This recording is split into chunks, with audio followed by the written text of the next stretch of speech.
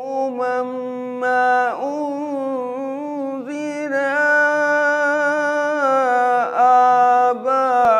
آباؤهم فهم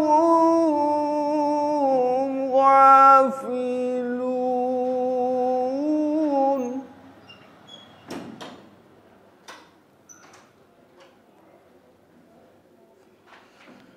لقد حق القول على أكثرهم فهم لا يؤمنون.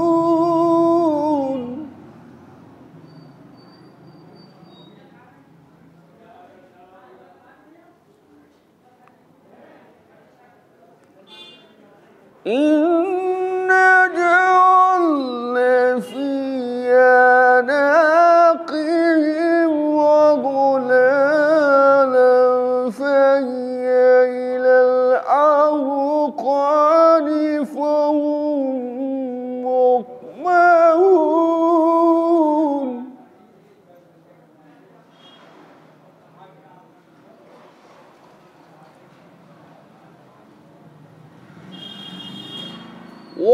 وجعلنا من بين أيديهم صدا ومن خلفهم سدا فأغشيناهم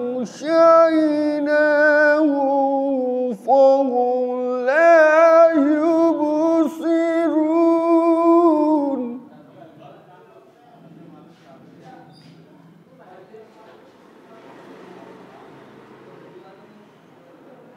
وسواء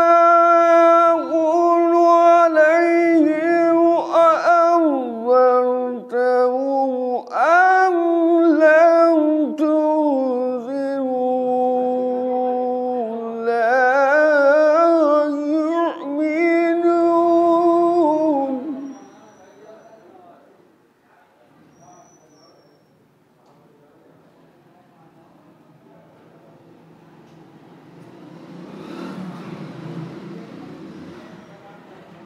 إنما تنذر من اتبع الذكر وخشي الرحمن بالغيب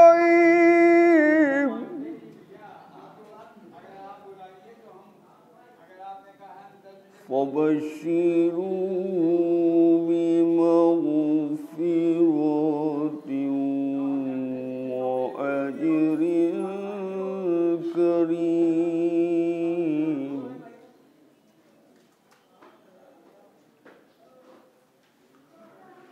إنا نحن نحيي الموتى ما قدموا إنا نحن نحيي الموتى ونكتب ما قدموا وآثارهم وكل شيء أحصيناه في إمام مبين.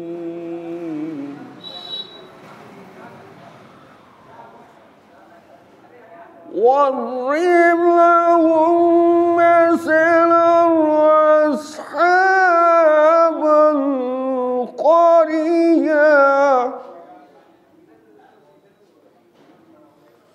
إذ جاءها المرسلون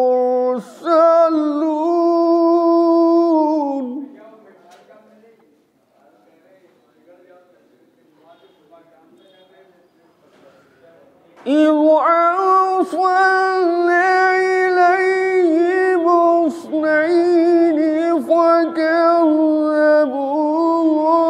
فأعززنا بثالث فقالوا إنا إليكم مرسلون.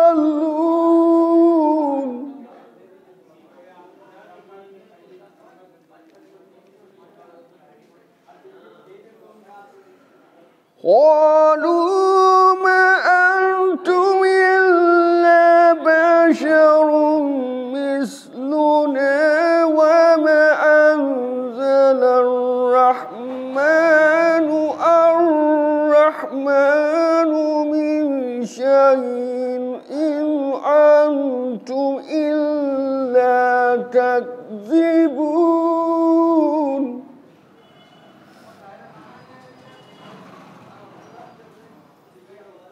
قالوا ربنا يعلم إنا إليكم لمرسلون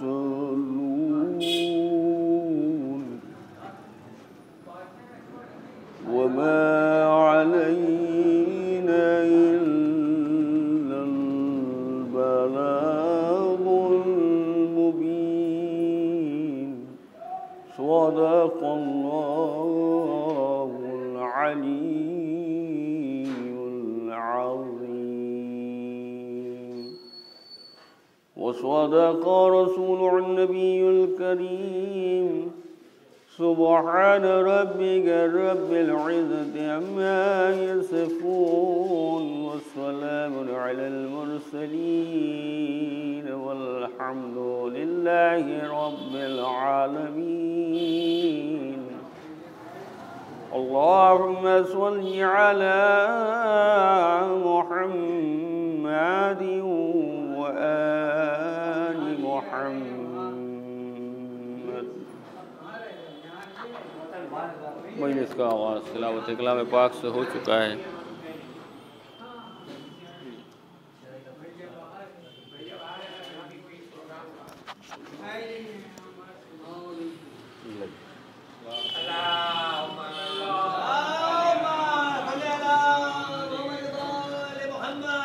हज़रात मजलिस का आगाज़ मुकम्मल तौर से तिलावत रब्बानी से हो चुका है।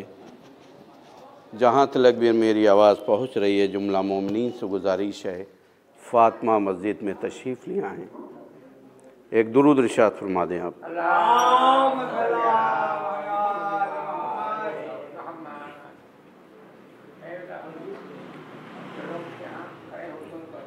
जो हज़रात बाहर तशरीफ़ फरमा उनसे बराए मेहरबानी गुजारिश है कि वो फ़र्श अज़ा पर तशरीफ़ ले आएँ, एक दुरूद इरशाद फरमा दें आप।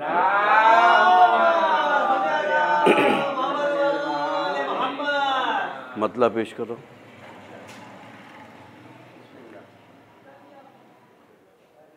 आगोश में हुसैन की आएगा बेज़बान, आगोश में हुसैन की आएगा बेज़बान,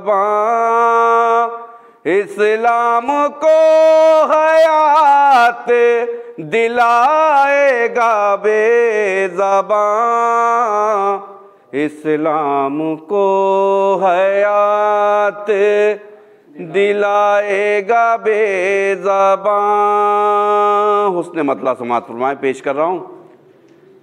ऐसा हसी का तीर चलाएगा बेज़बान, ऐसा हसी का तीर चलाएगा बेज़बान, औकात हुर्मुला की बताएगा बेज़बान, औकात हुर्मुला की बताएगा बेज़बान, औकात हुर्मुला की बताएगा बेज़बान। शेर हाजिर करता हूँ, यहाँ से देखिएगा, बतौर ख़ास शेर पेश कर रहा हूँ। मैदान करबला में बस आने की देर है, मैदान करबला में बस आने की देर है, हर जुल्म को जहाँ से मिटाएगा बेज़बान, हर जुल्म को जहाँ से मिटाएगा बेज़बान। शेर देखिएगा, पेश कर रहा हूँ, बतौर ख़ास शेर पेश कर रहा हूँ। तेवर बता रहे हैं कि ये भी हुसैन है, तेवर बता रहे हैं कि ये भी हुसैन है। कुछ इस तरह से दीन बचाएगा बेज़बां, कुछ इस तरह से दीन बचाएगा बेज़बां। उस वक्त कांपता नजर आएगा हुर्मुला, उस वक्त कांपता नजर आएगा हुर्मुला।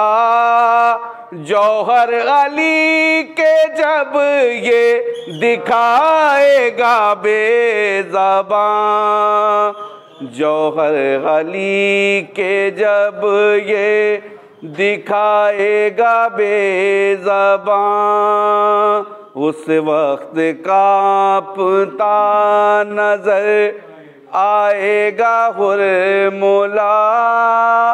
जौहर अली के जब ये दिखाएगा बेज़बां, जौहर अली के जब ये दिखाएगा बेज़बां। शेर हाजिर करता हूँ यहाँ से जहाँ तक भी आवाज़ पहुँच रही है, शेर पेश कर रहा हूँ। फौजे यजीद रोएगी अपने नसीब पर, फौजे यजीद रोएगी अपने नसीब पर। जब मुस्कुरा के तीर चलाएगा बेज़बां, जब मुस्कुरा के तीर चलाएगा बेज़बां।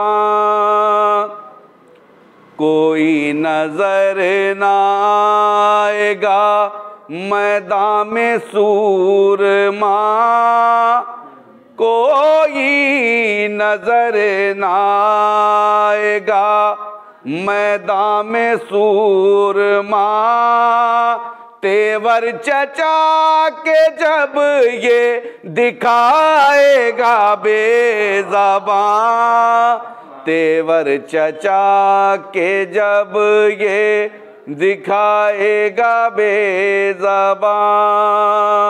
कोई नजर ना आएगा मैदान में सूरमा, तेवर चचा के जब ये दिखाएगा बेज़बां, तेवर चचा के जब ये दिखाएगा बेज़बां।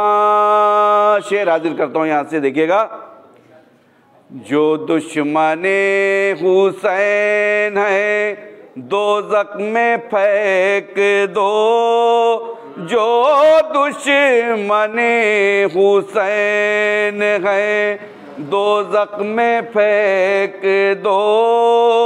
हुक्म खुदा से हुक्म सुनाएगा बेज़बां, हुक्म खुदा से हुक्म सुनाएगा बेज़बां। मक्ता भी हाजिर करता हूँ, देखिएगा। उस्ताद मक्ता पेश कर रहा हूँ।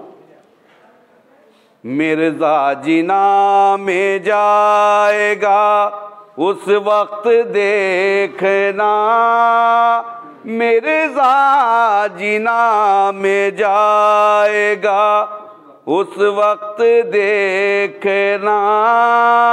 रोज़े जज़ा जब उसको बुलाएगा बेज़बां, मिर्ज़ा जिना में जाएगा उस वक्त देखना। रोज़े जज़ा जब उसको बुलाएगा बेज़बां, रोज़े जज़ा जब उसको बुलाएगा बेज़बान। इन्हीं मिसरों के ज़ाइल में मैं दावत सुखन दे रहा हूँ नासिर फैज़ाबादी साहब से कि आएँ बारगाह मौला में अपना कलाम पेश करें। इनके इस्तकबाल में आप एक दुरूद इरशाद फरमा दें।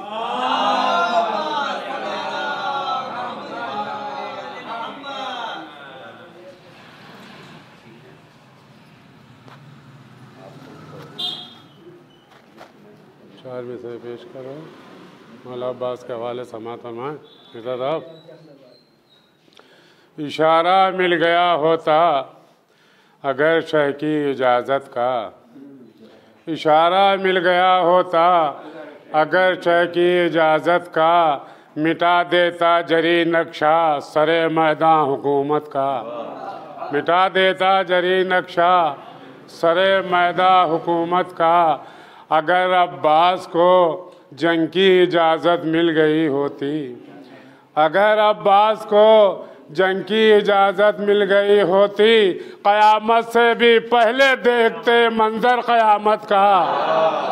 अगर अब्बास को जंग की इजाज़त मिल गई होती, क़यामत से भी पहले देखते मंजर क़यामत का, क़यामत से भी पहले देखते मंजर क़यामत का। चार मिसरे और पेश करें। एक सलवात भेज दी।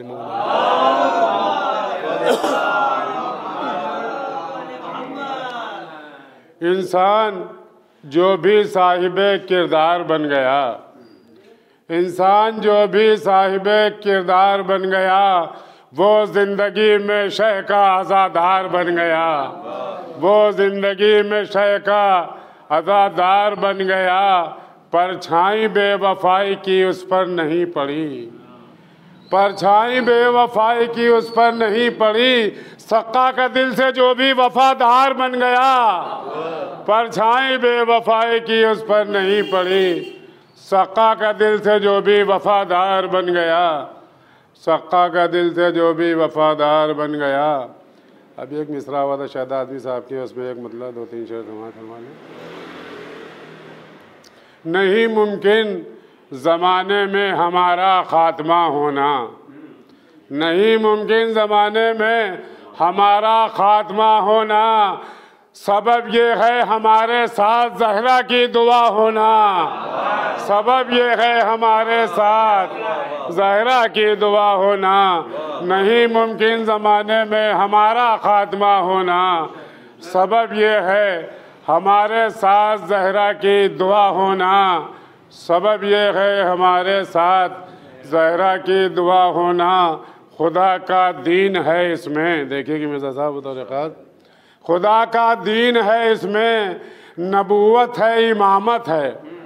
खुदा का दीन है इसमें, नबूवत है इमामत है। वह है वाजिब इसलिए दुनिया में ज़िक्र करबला होना, है वाजिब इसलिए दुनिया में ज़िक्र करबला होना, है वाजिब इसलिए दुनिया में ज़िक्र करबला होना। जो अहले हक़ हैं दुनिया में उन्हीं में ढूंढना नासिर, जो अहले हक़ हैं दुनिया में उन्हीं में ढूंढना नासिर। बड़ा मुश्किल है हर इंसान का सच्चा खरा होना, बड़ा मुश्किल है हर इंसान का सच्चा खरा होना।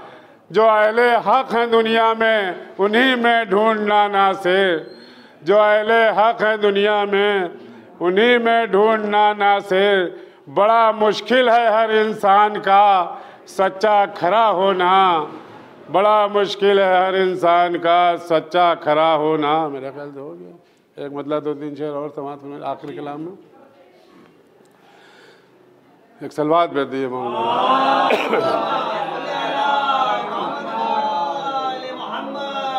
सुनिएगा हज़रात। लहद में काम आए क्या कोई ऐसी भी दौलत है, लहद में काम आए क्या कोई ऐसी भी दौलत है। वहाँ जो काम आएगी वो मौला की मोहब्बत है, वहाँ जो काम आएगी वो मौला की मोहब्बत है। एक सलवात भेज दी।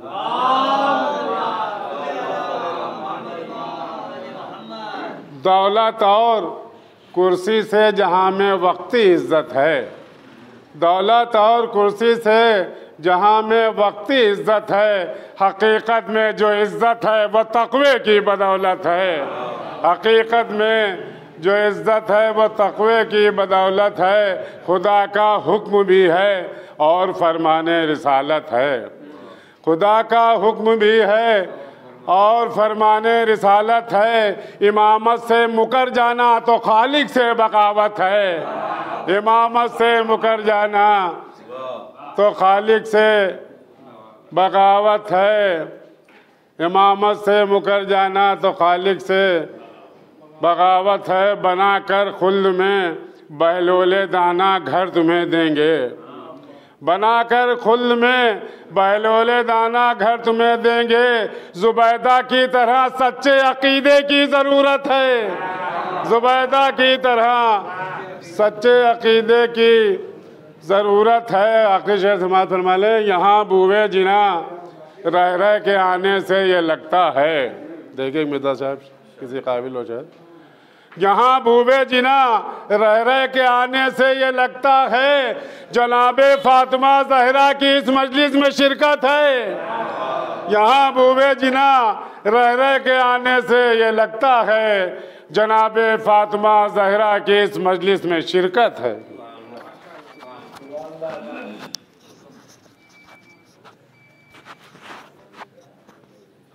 हज़रात ये थे नासिर फैज़ाबादी साहब जो बारगाह मौला में बहुत ही मुरस्सा मुजल्ला कलाम पेश कर रहे थे।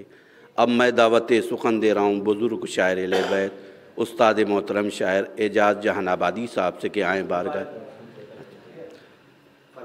फरमान साहब से गुजारिश करूँ आएँ बारगाह मौला में कलाम पेश करें। इनके इस्तक़बाल में आप एक दुरूद इरशाद फरमा दें। इनके बाद किरदार लखनवी साहब एक और नारा सलवार से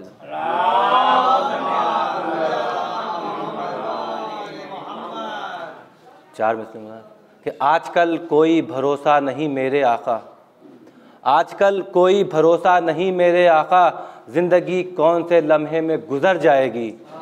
आजकल कोई भरोसा नहीं मेरे आका, ज़िंदगी कौन से लम्हे में गुज़र जाएगी। बस यही सोच के होता हूँ शरीक मजलिस में तेरी, बस यही सोच के होता हूँ शरीक मजलिस में तेरी। एक रात और हिफाजत से गुज़र जाएगी, एक रात और हिफाजत से गुज़र जाएगी। नारे सलवात।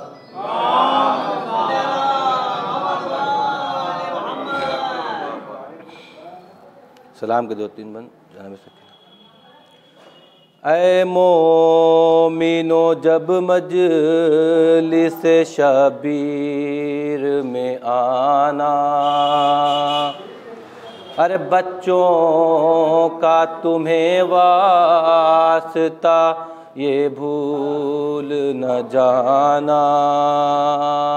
अरे ये सोच के जी खोल के तुम आश्क बहाना। अरे मजलिस जहाँ होगी वहाँ आती है सकीना। अरे पानी ना मिला आज भी प्यासी है सकीना। अरे प्यासी है सकीना, हाय प्यासी है सकीना। ओ अल्लाह करे आए कभी ऐसा ज़माना। अरे अल्लाह करे आए कभी ऐसा ज़माना। हो शाम के जिंदा की तरफ आपका जाना। अरे फट जाएगा दिल देख के वो गम का ठिकाना। अरे बेहाल हुई कब्र में अरे सोती है सकीना। अरे पानी ना मिला आज भी प्यासी है सकीना, अरे प्यासी है सकीना, हाय प्यासी है सकीना। अरे यूं जानिबे दरिया गए अब्बास दिलावर, और दरिया से मशकीज़ा भरा बादिल मुज़तर, और दरिया की हर एक मौज ये कहती थी तड़प कर, ओ है तीसरा दिन हाय तड़पती है सकीना, अरे प्यासी है सकीना, हाय प्यासी है सकीना। अरे शाम आ गई जब छाने लगा बन में अंधेरा, और ज़ैनब ने किया भाई के लाशे पे ये नोहा। अरे क्या तुमने सकीना को कहीं देखा है भैया, और एक कूज़ा लिए दाश्त में आई है सकीना, अरे प्यासी है सकीना, हाय प्यासी है सकीना। जब 11 मुहर्रम को सुए शाम सिधारी, और दरिया की हर एक मौज, अरे दरिया की तरफ देख के ज़ैनब ये पुकारी, अरे अब्बास न मर जाए भतीजी ये तुम्हारी, अरे बेहाल मेरी गोद में बैठी है सकीना, प्यासी है सकीना, हाय प्यासी है सकीना। इस तरह सितम ढाते हैं अब जुल्म के बानी, अरे लाकर ये भरे कूज़े बहा देते हैं पानी, अरे कुछ और भी बढ़ जाती है यूं तश्ना दहानी, अरे भाई की तरफ देख के अरे रोती है सकीना, अरे प्यासी है सकीना, हाय प्यासी है सकीना। अरे पानी ना मिला आज भी प्यासी है सकीना, अरे प्यासी है सकीना। नारे सलवात।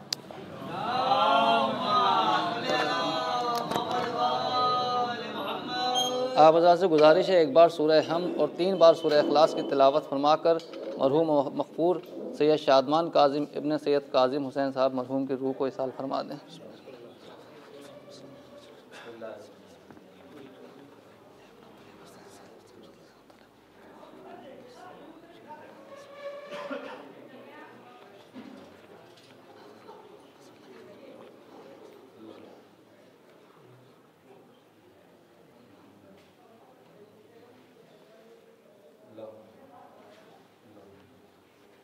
एक सलवात पढ़ दें आप हज़रात।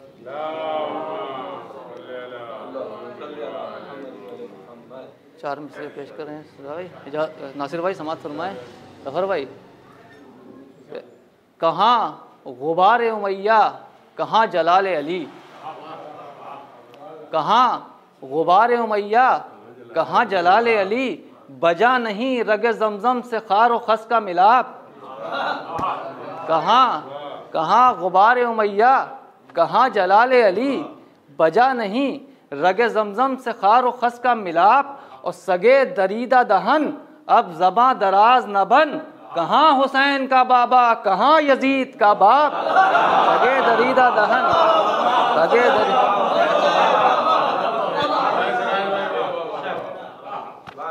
कहाँ गुबार उमैया, कहाँ जलाल अली, बजा नहीं रगे जमजम से खार व खस का मिलाप, और सगे दरीदा दहन अब ज़बां दराज न बन, कहाँ हुसैन का बाबा, कहाँ यजीद का बाप। कहाँ हुसैन का बाबा, कहाँ यजीद का बाप। 4 मिसरे मदद करें, बहुत पुराने हैं, लेकिन जो है समात फरमाएँ कि बने तो बाग़ इमामत का पहला फूल बने, बने तो बाग़ इमामत का पहला फूल बने, अली के वास्ते बिल्कुल नए उसूल बने, अली के वास्ते बिल्कुल नए उसूल बने।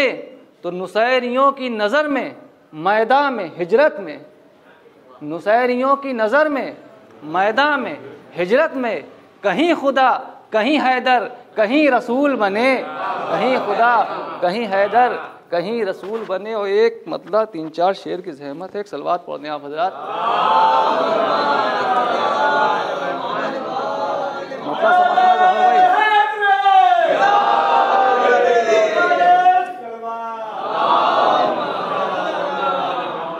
मतलब समाज फरमाए कि दुश्मनी रखता है जो भी हैदर कर्रार से, दुश्मनी रखता है जो भी हैदर कर्रार से, रोज़ महशर बच न पाएगा खुदा की मार से, रोज़ महशर बच न पाएगा खुदा की मार से। और ये भी देखें उसने मतलब कि जो तमाशा देखते थे शाम के बाज़ार से, जो तमाशा देखते थे शाम के बाज़ार से, सबसे बदला ले लिया मुख्तार ने तलवार से। जो तमाशा देखते थे शाम के बाज़ार से, सबसे बदला ले लिया मुख्तार ने तलवार से। तो जंग करने के लिए काफ़ी है ज़ैनब के पिसर, जंग करने के लिए काफ़ी है ज़ैनब के पिसर, फौज में हलचल मचा दी तेग की झनकार से, फौज में हलचल मचा दी तेग की झनकार से। तो ये भी देखें कि सैयद सज्जाद ने बैत को रुसवा कर दिया, सैयद सज्जाद ने बैत को रुसवा कर दिया, जुल्म की जंजीर काटी सब्र की तलवार से, जुल्म की जंजीर काटी सब्र की तलवार से।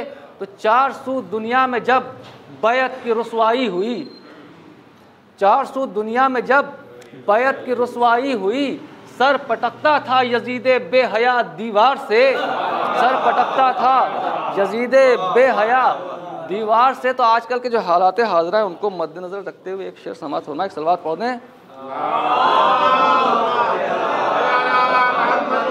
सर पटकता था यजीदे बेहया दीवार से, तो दुश्मने आले नबी से फैसला मुमकिन नहीं, दुश्मने आले नबी से फैसला मुमकिन नहीं, फैसला होगा अगर तो गैब की तलवार से, फैसला होगा अगर तो गैब की तलवार से। ये भी शेर देखें, फैसला होगा अगर तो गैब की तलवार से, तो दुश्मने आले नबी से फैसला मुमकिन नहीं, फैसला होगा अगर तो गैब की तलवार से। तो बुग़्ज़ अहले बैत में काटी है जिसने ज़िंदगी, बुग़्ज़ अहले बैत में काटी है जिसने ज़िंदगी, जाएगा सीधा जहन्नुम हश्र के दरबार से, जाएगा सीधा जहन्नुम हश्र के दरबार से। और मैं इस गुजारिश करूँगा शायर अहले बैत जनाब ज़फ़र नक़वी साहब के किरदार से 2 शेर की ज़हमत। अरे 2 मिनट, अरे 2 मिनट, अरे आइए, अरे 2 मिनट, अरे हर आइए तशरीफ़ लाइए, सलवात पढ़ें आप।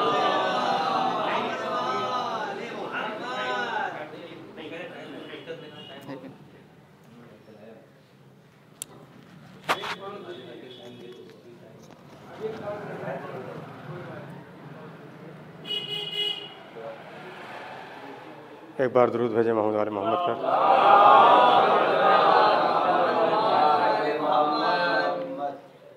हुब्बे अली में मौत भी देकर गई हयात।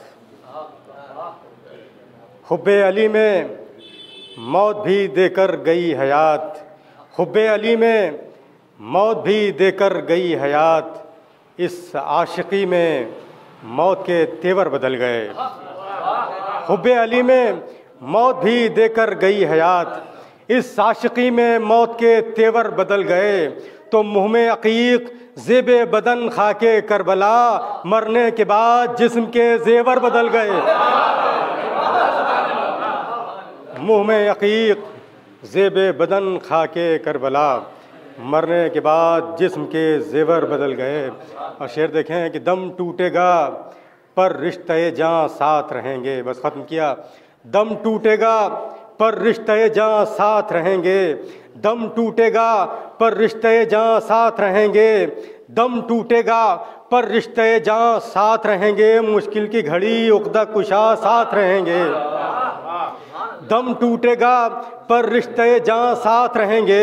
मुश्किल की घड़ी उक़्दा कुशा साथ रहेंगे। तो इस वास्ते मरकत के अंधेरों का नहीं डर, शब्बीर के मातम के निशान साथ रहें। इस वास्ते मरकत के अंधेरों का नहीं डर, शब्बीर के मातम के निशान साथ।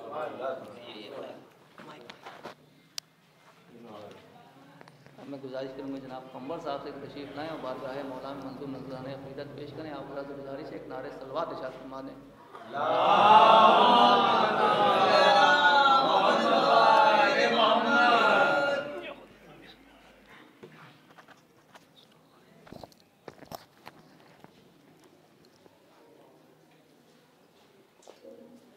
क्या खूब मेरा भी सिलसिला अच्छा है। क्या खूब मेरा भी सिलसिला अच्छा है। मेहनत नहीं कुछ मगर सिला अच्छा है। क्या खूब मेरा भी सिलसिला अच्छा है। मेहनत नहीं कुछ मगर सिला अच्छा है। तारीफ़ है दुनिया में तो उक़बा में नजात, मद्दाहिए शह का मशगला अच्छा है। मद्दाहिए शह का मशगला अच्छा है। दुरूद भेजे मोहम्मद वाले मोहम्मद।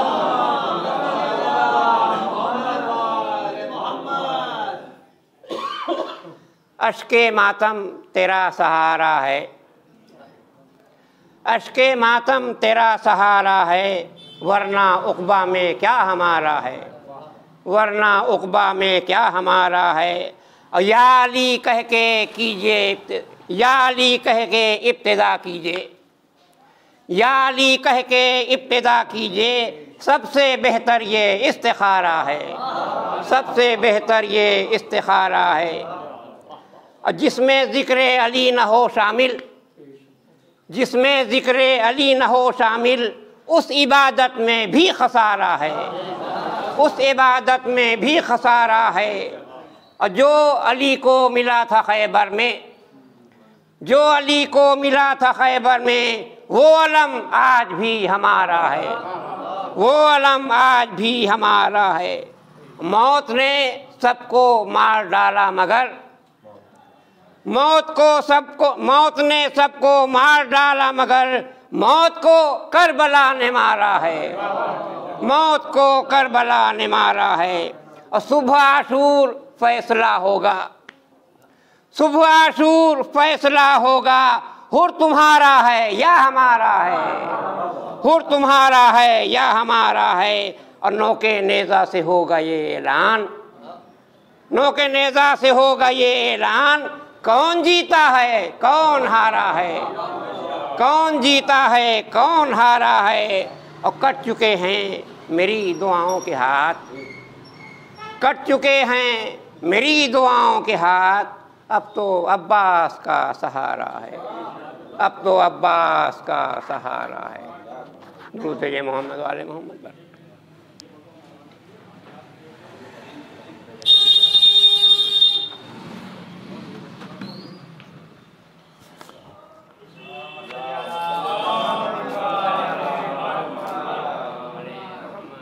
एक इससे बेहतर सलवात है।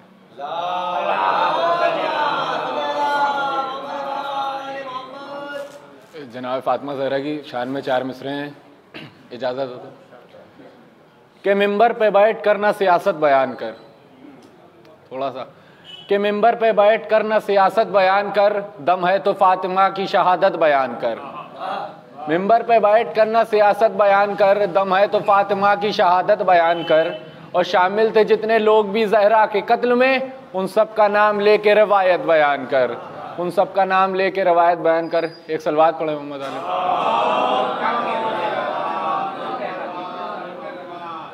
कि ना तीरो तबर तेग ना तलवार से लड़ना, कि ना तीरो तबर तेग ना तलवार से लड़ना, ज़ैनब ने सिखाया हमें गुफ्तार से लड़ना। कि ना तीरो तबर तेग ना तलवार से लड़ना, ज़ैनब ने सिखाया हमें गुफ्तार से लड़ना। दरिया से चला शेर तो शामी ये पुकारे, थोड़ा सा मेरे साथ जुड़ जाइए, कि दरिया से चला शेर तो शामी ये पुकारे, हो मौत की चाहत तो अलमदार से लड़ना, हो मौत की चाहत तो अलमदार से लड़ना। कि 1400 बरस बाद भी कहता है सितमगर, जो आज के टाइम पे अज़ा खाने में मजलिस नहीं हो रही, ताले लग रहे हैं कोरोना की वजह से, तो शायर ने बड़े अल्फाज में लिखा है अच्छे से कि 1400 बरस बाद भी कहता है सितमगर, मुश्किल है बहुत शाह के आज़ादार से लड़ना, मुश्किल है बहुत शाह के आज़ादार से लड़ना। एक सलवात पढ़ें।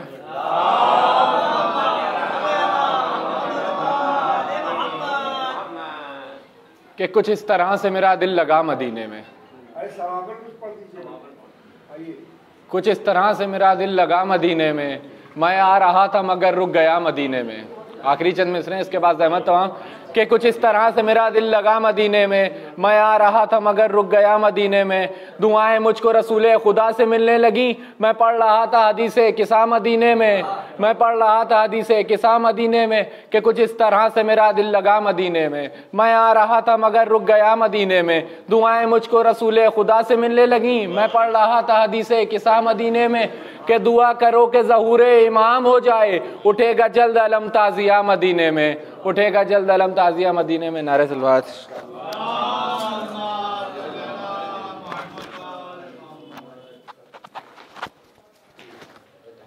आप जरा आगे आ जाइए, थोड़ा सा पीछे वाला को जगह। सलवात भेजे मोहम्मद वाले।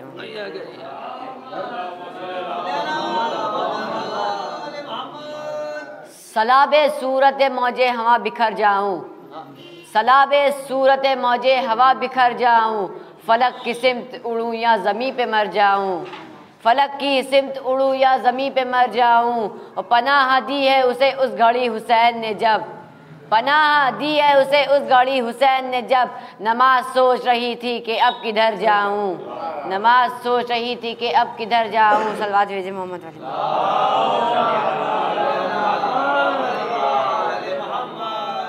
फर्शे अज़ा पे इतना तो रखा करो ख्याल, फर्शे अज़ा पे इतना तो रखा करो ख्याल, ज़हरा यहाँ पे आती हैं बिखराए अपने बाल, ज़हरा यहाँ पे आती हैं बिखराए अपने बाल। माए शरीक होती हैं उजड़े थे जिनके लाल, माए शरीक होती हैं उजड़े थे जिनके लाल। हंसते हो और करते हो मकसद को पायमाल, हंसते हो और करते हो मकसद को पायमाल। मकसद तुम्हारा क्या है ज़रा फ़िक्र फिर करो, और पहले मुझे समझ लो मेरा ज़िक्र फिर करो, पहले मुझे समझ लो मेरा ज़िक्र फिर करो। आते हैं हम भी देखने उठते हुए अलम, आते हैं हम भी देखने उठते हुए अलम। बनते हैं बेनमाजी अलमदार बाहशम, बनते हैं बेनमाजी अलमदार बाहशम। मंजर वो सोच सोच के होता है हमको गम, मंजर वो सोच सोच के होता है हमको गम। और क्या इसके वास्ते ही हुए थे शहीद हम, क्या इसके वास्ते ही हुए थे शहीद हम। करते हो मेरा जिक्र अगर नाम के लिए, करते हो मेरा जिक्र अगर नाम के लिए, तैयार रहना हश्र के अंजाम के लिए, तैयार रहना हश्र के अंजाम के लिए। सलवात भेजे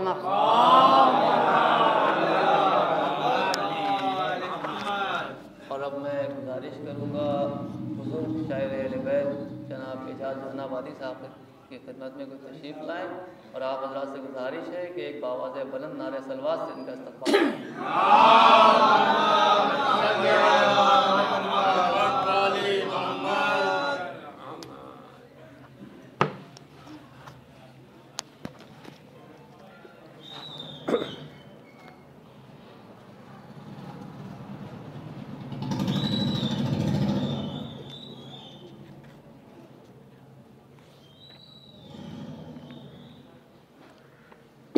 एक सलवात पढ़े।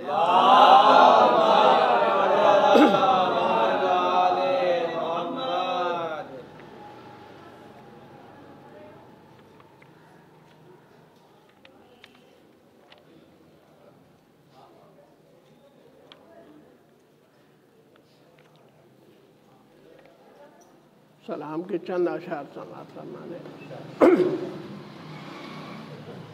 अली का नूर चमन में बहार देता है, अली का नूर चमन में बहार देता है, कली में हुस्न गुलों को निखार देता है, कली में हुस्न गुलों को निखार देता है। ओहद में समझी ज़रूरत तो हक़ ने हैदर को, ओहद में समझी ज़रूरत तो हक़ ने हैदर को, वो अपने शेर को फिर जुल्फ़िकार देता है। ओहद में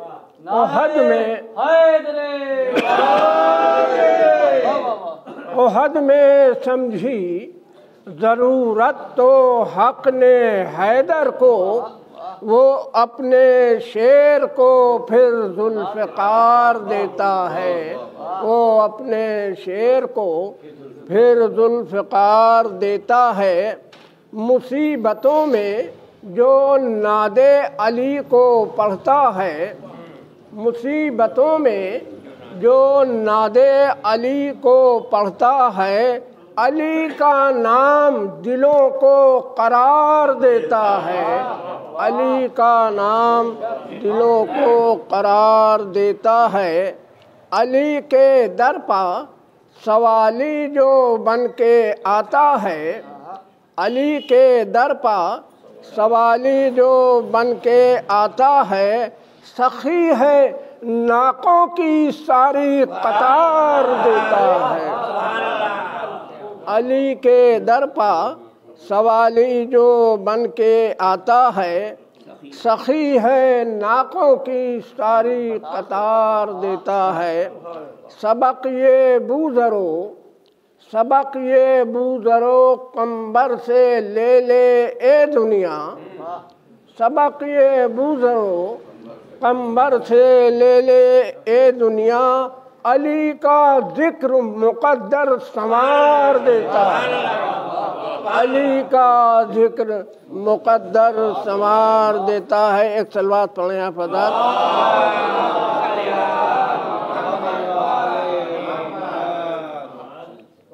सवाली बन के मलक आ गया था मस्जिद में, सवाली बन के मलक आ गया था मस्जिद में, अंगूठी हाथ से मौला उतार देता है। सवाली बन के मलक आ गया था मस्जिद में, अंगूठी हाथ से मौला उतार देता है।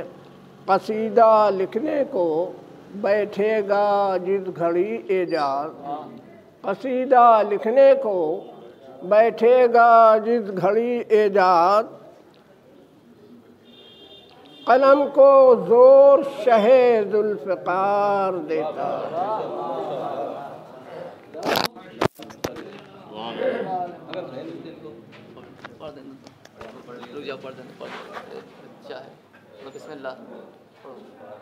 या लिया ए लिया या बुले हसनिया बूतरा, बुले हसनिया बूतरा, भाई मेरा कत्ल हुआ ये बाबा चिता, बुले हसनिया बूतरा, रे खून बहुत हो चुकी अब अश्क फिशारी, ज़ैनब पे मुसीबत की पर्दर्द का पानी, सब अहले अदा सुन चुके सरवर की ज़बानी, थमती नहीं आँखों से अश्कों की रवानी, कौन सुने किस्सा गम किस मेरा इतनी था, बुले हसनिया बूतरा, या लिया ए लिया या बुले हसनिया बूतरा, बुले हसनिया बूतरा। अब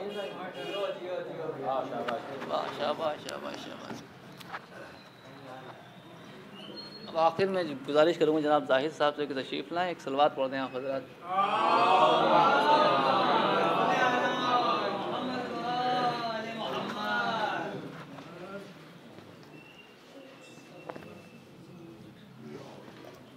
बस ये आखिरी हैं, बस ये आखिरी।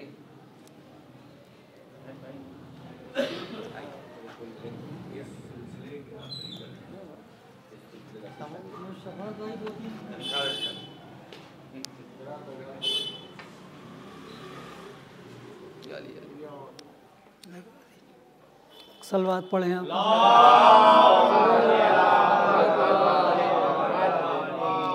चार मिसरे पेश कर रहे हैं, समाअत फरमाएं।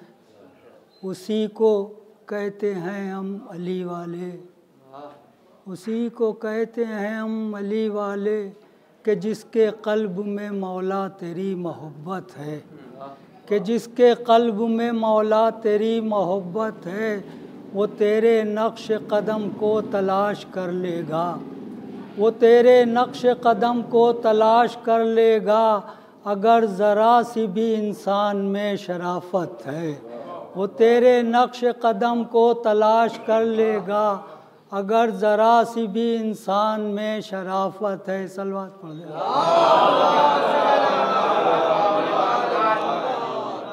चार में से और पेश कर रहे हैं।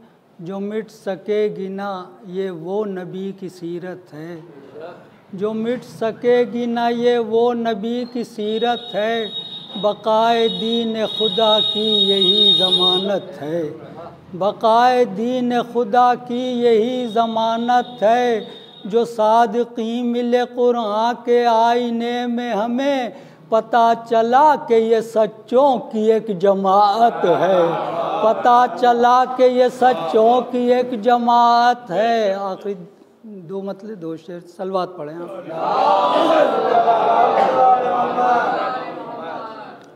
मैं सोचता हूँ कि उस ज़ात के सिफ़ात लिखूँ, मैं सोचता हूँ कि उस ज़ात के सिफ़ात लिखूँ, जो सबके हाल से वाकिफ़ है उसकी बात लिखूं, जो सबके हाल से वाकिफ़ है उसकी बात लिखूं, तसव्वुरात लिखूं या तख़य्युलात लिखूं, उसी का ज़िक्र करूं और उसी की बात लिखूं, तसव्वुरात लिखूं या तख़य्युलात लिखूं, उसी का ज़िक्र करूं और उसी की बात लिखूं। शेर पेश कर रहे हैं।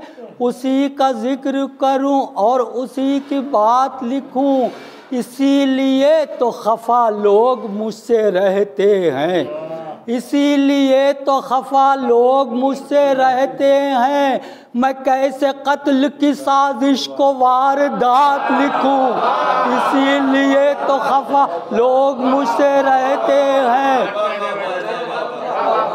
इसीलिए तो खफा लोग मुझसे रहते हैं, मैं कैसे कत्ल की साजिश को वारदात लिखूं, मैं कैसे कत्ल की साजिश को वारदात लिखूं, कहीं लहू कहीं तामीर में पसीना है। आखिरी शेर। कहीं लहू कहीं तामीर में पसीना है दोनों साहिब अज़मत में किसकी बात लिखूं, है दोनों साहिब अज़मत में किसकी बात लिखूं। और अब मैं बहुत ही अदब व एहतराम से गुजारिश करूँगा ख़तीब मजलिस आली जनाब मौलाना शफ़ात हुसैन काज़मी साहब क़िबला की खिदमत में को तशरीफ़ लाएँ। आप हज़रात से गुजारिश है एक बार सूरह हम और 3 बार सूरह इखलास की तिलावत फरमाकर मरहूम मक़बूल सैयद शादमान काज़िम तक़वी इब्ने सैयद काज़िम हुसैन तक़वी साहब मरहूम की रूह को इसाल फरमा दें।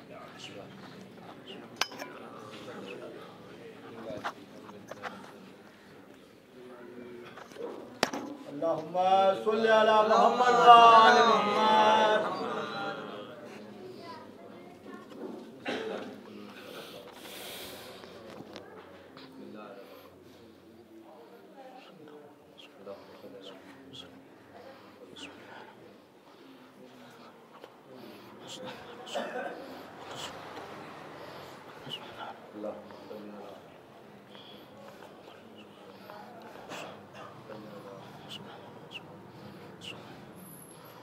रहमल्लाहु मन क़रा सूरतल फ़ातिहा।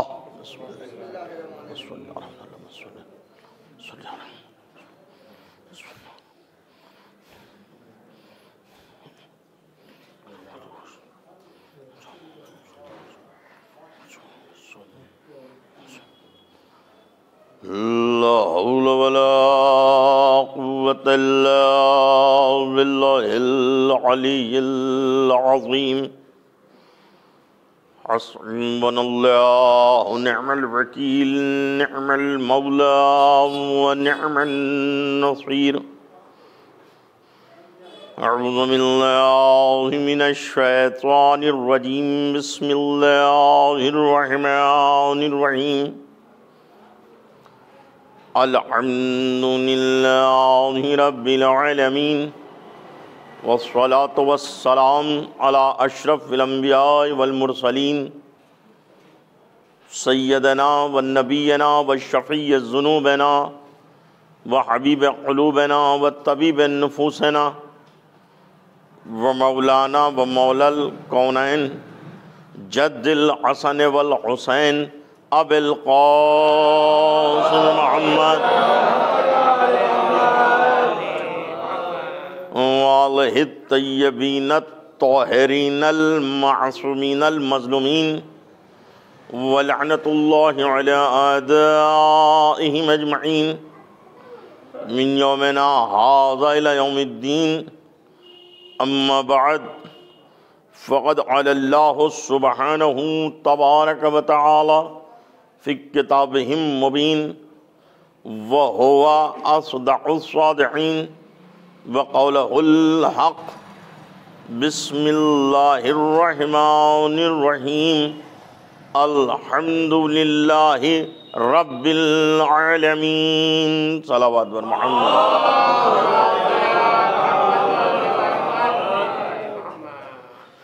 हज़रतारान सरकार मज़लूम करबला व बरादरान ईमानी, जाहिर सी बात है कि मैं यहाँ पे तो नहीं था, लेकिन वहाँ से सुन रहा था। बहुत देर से आप आज़ाद बैठे में हैं और जो नज़्म का सिलसिला था वो जारी था और आपकी खिदमत आलिया में मैं हाज़िर हो गया। अपनी तरफ से भी उन बुज़ुर्गवार की इसाले सवाब के लिए कि एक नहायती मर्द मोमिन अज़ादार मौला के जो इस दुनिया से रहलत फरमा गए, और जाहिर सी बात है कि हम सब इस बात के गवाह हैं कि जब तक वो बुज़ुर्ग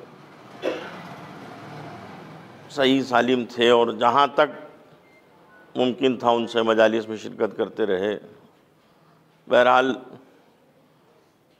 ये हमारा एक तरीक़ा रहा है कि जो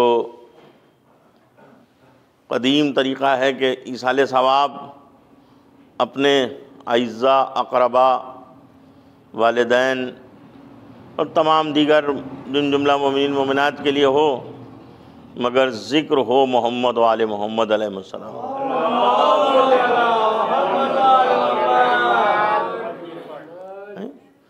कोई भी मजलिस कहीं भी बर्पा हो, चाहे साले सवाब की मजलिस हो या मजलिस अज़ादारी के सिलसिले में हो,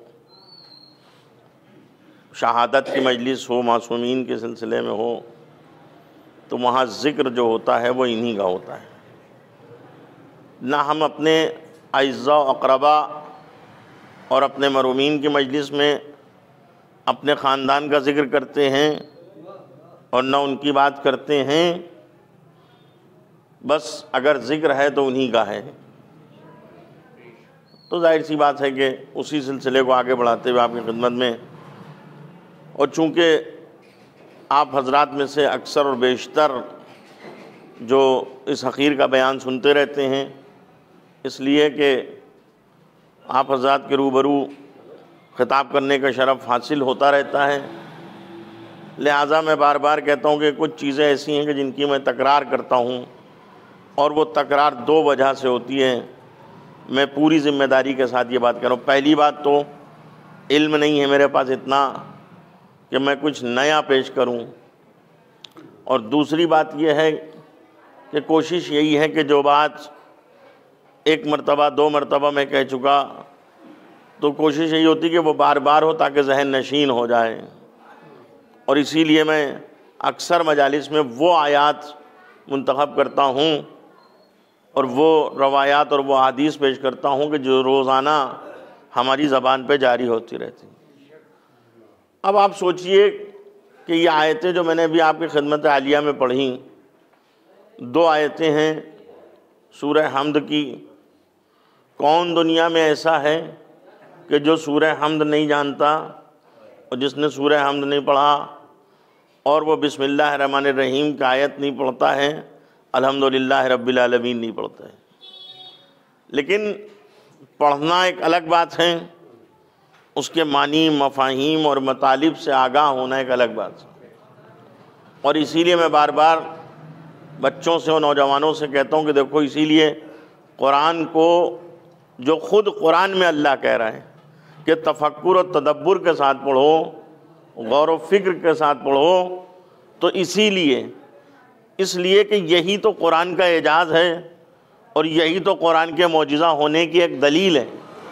वैसे तो बहुत सी दलीलें हैं जो कुरान के मौजिज़ा होने के बारे में हैं, मगर एक सबसे बड़ी दलील उसमें यही है कि जब पढ़ोगे एक नया मफ़हूम सामने आएगा, जब पढ़ोगे तो तुम्हारा दिल उसको पढ़ने की तरफ माइल होगा।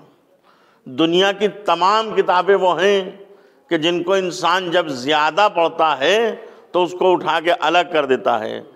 कुरान वाहिद वो किताब है कि जिसे जितना पढ़ता जाता है उसमें और दिलचस्पी पैदा होती जाती है। सल्लल्लाहु अलैहि मोहम्मद।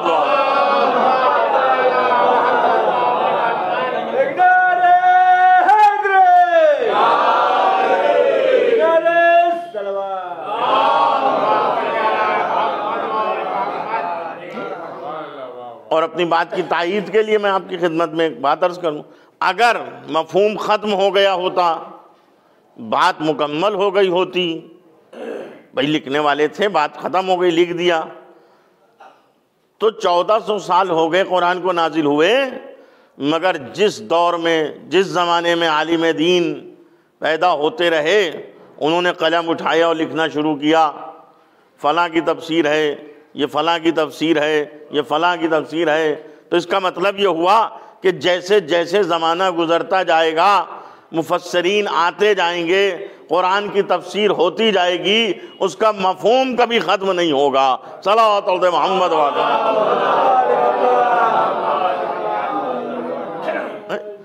तो बहरहाल बात तुलानी ना हो और मैं ज़्यादा तमीज़ी ज़हमत भी नहीं देता हूँ। बिस्मिल्लाहिर्रहमानिर्रहीम, अल्हम्दुलिल्लाहि रब्बिल आलमीन। अब चूँकि बिस्मिल्लाह का ही मामला बहुत ही इख्तलाफी है कि कुछ लोग कहते हैं कि ये कुरान मजीद में जो सूरे हैं उनका जुज़ नहीं है, उसको आयत शुमार नहीं किया जा सकता, और इसी वजह से जब आयात की तादाद बयान होती है तो वहाँ पर इख्तलाफ होता है। बाज़ औक़ात जब बच्चों से सवाल किया जाता है कि बताओ कुरान में सूरे कितने हैं, तो जाहिर सी बात है कि हर एक बच्चा बता देता है कि 114 सूरे हैं। लेकिन जब कुरान की आयात की बात होती है, कुरान में पारे कितने हैं, उन्होंने कहा 30 पारे हैं, लेकिन जब कुरान की आयात की बात होती है तो वहाँ इख्तलाफ हो जाता है। कोई कहता है 6666 हैं, कोई कहता है 6000 इतनी है, 6000 इतनी। तो सवाल इस बात का है कि इख्तलाफ क्यों होता है। अच्छा, सवाल ये भी कि बच्चों से सवाल इसी तरीके के होना भी चाहिए कि जो बच्चों के जहन नशीन हो जाएं, कि उनको पता हो कि कुरान में सूरे कितने हैं, कुरान में पारे कितने हैं, कुरान में वाजिब सजदे कितने हैं। अक्सर हमने देखा कि जब इस्लामी क्विज़ कंपटीशन होता है और बच्चों के लिए जो सवालात का पर्चा बनता है, तो उसमें सवालात होते हैं कि जनाब नूह की कश्ती में कीलें कितनी थीं, हैं, वो जगह कौन सी है कि जहाँ सूरज की किरणें एक बार। मैं ये नहीं कहता हूँ कि उससे कोई फ़ायदा नहीं है, बेशक उससे मालूमात होती है, लेकिन ये चीज़ें वो हैं कि जिनसे एक बच्चे के जहन पे उतना असर नहीं पड़ता। क्योंकि जाहिर सी बात है कि उसको उन चीज़ों से उस तरीके का कोई वास्ता उस उम्र में नहीं है। बच्चे की उम्र के एतबार से, जिस उम्र का बच्चा है उससे जो सवालात किए जा रहे हैं, तो उससे वो सवाल करना चाहिए हैं कि जो उसकी रोज़ाना की ज़िंदगी में काम आए। जब हम उससे ये पूछेंगे बेटा वाजिब नमाजें कौन सी हैं, बेटा ये बताओ कि नमाज में कौन सा सूरा पढ़ना चाहिए है, ये बताओ कि कुरान में कितने सूरे, तो ये सब चीज़ें जानेगा तो उसके लिए आगे चल के फ़ायदा होगा। और हम अगर ऐसे सवाल करने लगें कि बाज़ औक़ात लोग आके हमसे सवाल करने लगते हैं सलावत मोहम्मद वाले,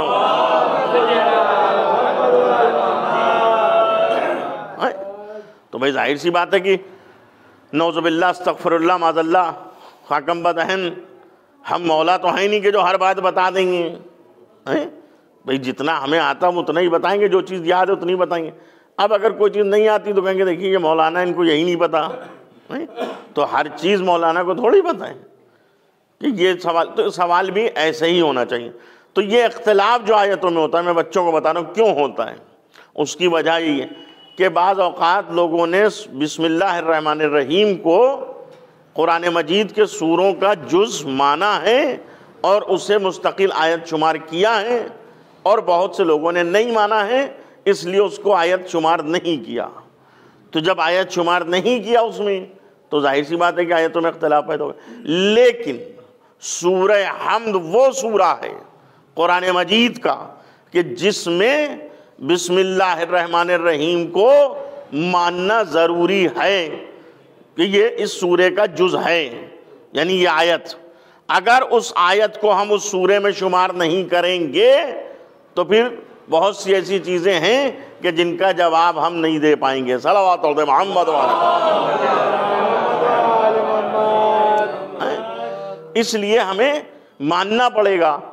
और फिर वो सिलसिला असनाद, यानी वो मोतबर जो रावियों का सिलसिला है, उस एतबार से भी अगर आप तारीख़ में जाके देखेंगे और किताबों को उठा के देखेंगे तो वहाँ पर भी ये बात साबित हो जाती है कि उस तरीक़े से भी ये बात साबित है कि बिस्मिल्लाहिर्रहमानिर्रहीम सूरह हम्द का जुज़ है, यानी मुस्तकिल एक आयत के तौर पे इसको शुमार किया गया है।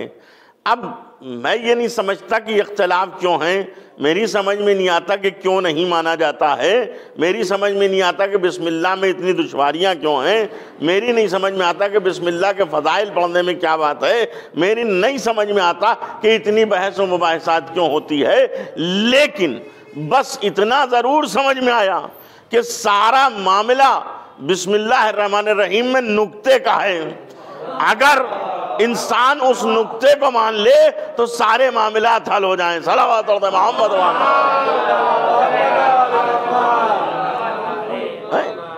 तो इसलिए ये सारी चीज़ें वुकू में आती हैं और वजूद में आती हैं कि जो बाइस इख्तिलाफ बनती। लेकिन कुरान कहता है इख्तिलाफी कोई बात नहीं हो, इत्तेहाद की बात को। तो अब ये यहाँ पे इत्तेहाद की बात है कि सूरह हम्द की आयत है बिस्मिल्लाहिर्रहमानिर्रहीम। अब आप देखिए कि बिस्मिल्लाह में परवरदिगार आलम ने जो लफ्ज़ रखा है, लफ्ज़ अल्लाह, अल्लाह के तमाम जो अस्मा हैं उनमें से जामे तरीन नामों में से बेहतर नाम, और उससे पहले जो लफ्ज़ आया है वो है बेइस्म, यानी लफ्ज़ था बेइस्मिल्लाह। चूँकि वहाँ पर अलिफ बीच में था इसलिए ज़ेर को उसमें सीन में मिला के पढ़ा जाता है तो हो जाता है बिस्मिल्लाहिर्रहमानिर्रहीम। लेकिन अल्लाह के बाद जो खुदावंद आलम ने सिफ़तें उसमें इस्तेमाल की हैं वो दो सिफ़तें हैं, और वो रहमान और रहीम, ये दो सिफ़तें अल्लाह ने बयान की हैं, और दोनों का ताल्लुक़ रहमत से है, यानी अल्लाह की रहमत। मुफस्सिरीन उलमा सब यही बताते हैं कि रहमान का मतलब भी रहम है और रहीम का मतलब भी रहम है, यानी रहमान के मतलब भी खुदा रहम करता है और रहीम का मतलब भी खुदा रहम करता है। अब ये जाहिर सी बात है कि दोनों सिफ़तें हैं, तो अब जब दोनों सिफ़तें इस्तेमाल हो गई तो अब ये जानना भी हमारे लिए ज़रूरी है कि अल्लाह ने दोनों सिफ़तें क्यों इस्तेमाल की। क्योंकि मैं बार बार ये कह रहा हूँ और ये कहना मेरी ज़िम्मेदारी है नौजवानों के लिए और बच्चों के लिए कि हमारी तकरीर में हमारी किसी तसनीफ में, हमारी तहरीर में अगर कोई लफ्ज़ बिला वजह इस्तेमाल हो जाए तो उसकी गुंजाइश है और उसे नज़रअंदाज कर दिया जाएगा। मिसाल के तौर पे हमने बयान में, अपनी तकरीर में लफ्ज़ों की तकरार की, एक लफ्ज़ को 10 बार कह दिया तो लोग उस पर एतराज़ नहीं करेंगे। क्यों? क्योंकि जानते हैं कि इसके पास इल्म नहीं है, क्योंकि जानते हैं कि इनके इल्म में कमी है। इसलिए ये अपने वक्त को पूरा करने के लिए बार बार एक वर्ड को 2 बार, 3 बार, 4 बार, 5 बार, 6 बार इस्तेमाल किया, तो जो वक्त गुजर गया वो उस मजलिस का वक्त हमने सर्व कर दिया उसमें। तो चूंकि हमारे पास लफ्ज़ें थी नहीं, हमारे पास इल्म था ही नहीं कि जो हम हर बार दूसरा लफ्ज़ इस्तेमाल करते हैं, तो इसलिए हमने वही लफ्ज़ें बार बार इस्तेमाल कर दी हैं। यही कहते रहे, आधी मजलिस में निकल गया कि क्या कहना, क्या कहा मैंने, क्या कह दिया, तो मालूम दिया आप यही समझते रहे कि क्या कह दिया। अब 10 बार मैंने यही कहा तो 2-3 मिनट मजलिस के ऐसे ही निकल गए। तो ये सब वक्त इल्म की कमी से होता है। और इसी तरीके से कोई लफ्ज़ जहां पे इस्तेमाल ना हो सके वहां पर, मसलन हमने कोई मुहम्मल लफ्ज़ इस्तेमाल कर दिया। अब मुहम्मल क्या है? यानी जिसके मानी ना हो। एक लफ्ज़ होता है जिसके मानी होते हैं और एक लफ्ज़ होता है जिसके मानी नहीं होते। जिसके मानी नहीं होते उसी को मुहम्मल कहते हैं। जैसे हमने कहा किताब तो ये एक लफ्ज़ है, हमने कहा विताब तो ये कोई लफ्ज़ नहीं है। होगी कोई किताब विताब, तो किताब तो है, तो विताब क्या चीज़ है? हमने कहा अरे होगा कोई रास्ता वास्ता में, क्या मतलब है? हमें नहीं जाना माना, तो ये वाना क्या चीज़ है भाई? जाना तो समझ में आता है। तो इसी तरीके से कोई लफ्ज़ होता है कि जिसके मानी होते हैं और उसी के साथ एक मुहम्मल होता है कि जिसके मानी नहीं होते। तो ये सारी चीज़ें होती हैं अरबाबियता। कहाँ होती हैं? जहाँ इल्म की कमी होती है। और अक्सर जो बुजुर्ग होते हैं और जो दानिश्वर लोग मजलिस में बैठे होते हैं वो उसको नज़रअंदाज भी कर देते हैं, क्योंकि जानते हैं कि इसके बाद कमी है इल्म की, इसलिए वो उस पर एतराज़ नहीं करते। मगर यहाँ बात हमारी नहीं हो रही है या किसी खतीब की नहीं हो रही है, किसी मुसन्निफ की नहीं हो रही है, ये तो उस खुदा की बात हो रही है कि जिसने मूसा जैसे नबी से जब कोई तूर पे कलाम किया तो मूसा कलीमुल्लाह बन गए। सलावत मोहम्मद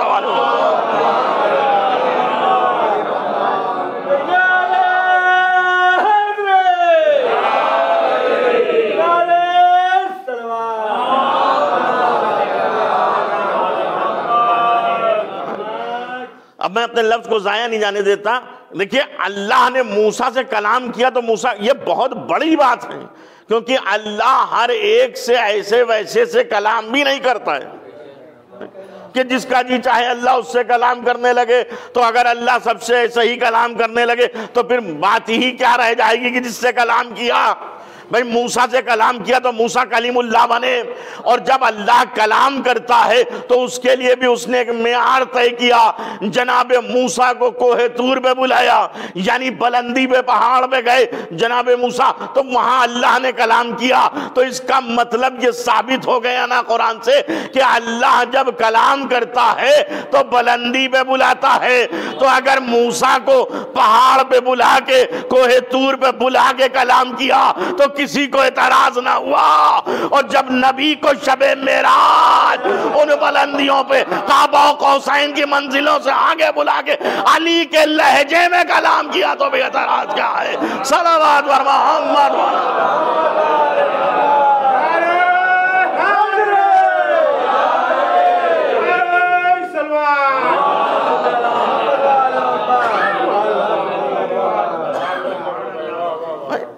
भाई मेराज का भी तो मामला वही है कि बात आ जाती अली की, कहने का लहजे अली में बात की है।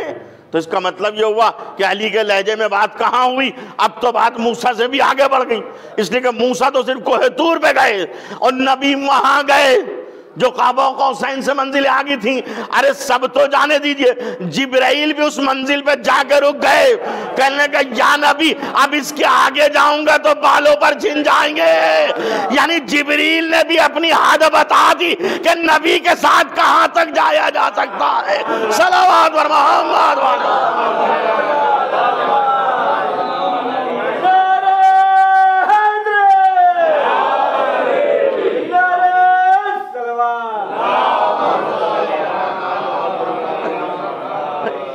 भाई जिब्राइल ने भी बताया कि नबी के साथ कहाँ तक जाएंगे है?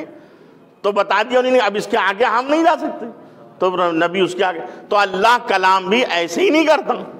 तो जब वो खुदा इतना अजीम है वो आलिम है, तो फिर जाहिर सी बात है कि माज़ल्ला अस्तग़फिरुल्लाह नौज़ुबिल्लाह खाकम बदहन, उसके क्या इल्म की कमी नहीं है।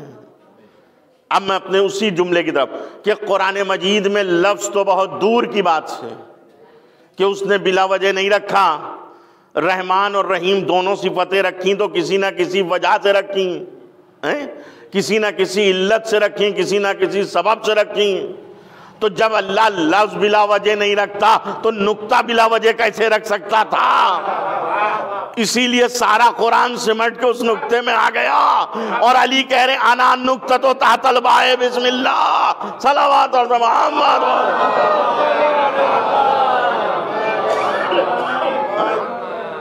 तो अब जब ज्यादा इस हकीर ने कोशिश की तो पढ़ा किताबों में, और मैं तो जाहिर सी बात है कि जितना पढ़ा है उतना ही हवाला देता हूँ।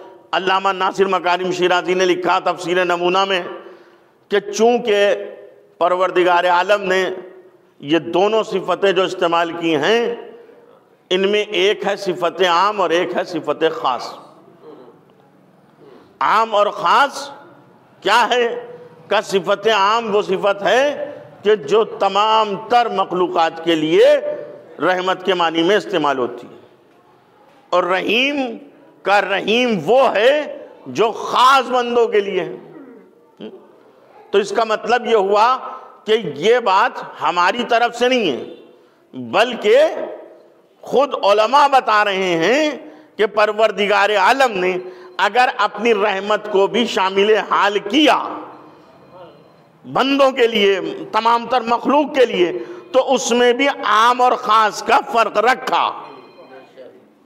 आम और ख़ास का फ़र्क रखा। और ये आम और ख़ास का फ़र्क होना चाहिए था, इसलिए कि ये उसकी शान अदालत के मुताबिक था।